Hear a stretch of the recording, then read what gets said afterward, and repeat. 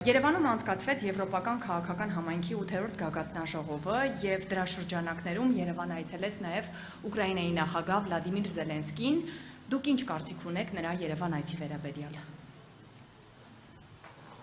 Անկեղծ ասեմ։ Այո։ Ես գտնում եմ մեր իշխանության կողմից իր դաշնակցի նկատմամբ դա հիմարություն էր եւ նույնիսկ կարող եմ ասել սրիկայություն էր մեր ժողովրդի հանդեպ, քանի որ եվրոպացիները դա կազմակերպել էին, ընդամենը Զելենսկուն բերել էին, որ Փաշինյանը իրեն ռուսերեն ասեմ մաստեր կլաս տա, ինչպես պետք է համարձակ ձևով հանձնել սեփական տարածքները։ Ես անհանգստություն ունեմ, որ այդ ամենից մեր ժողովուրդը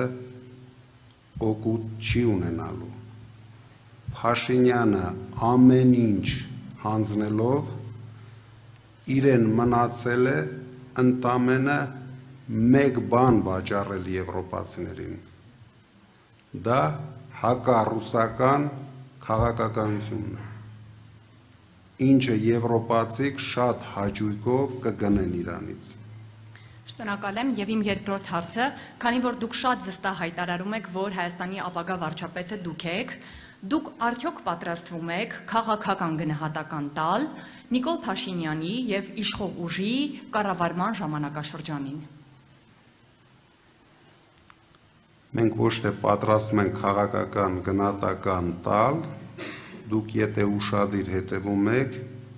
մենք ամեն օր ենք քաղաքական գնահատական տալիս։ Ցույց ենք տալիս մեր ժողովրդին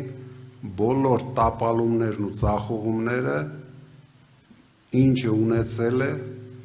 փոքրիկ խմբակը։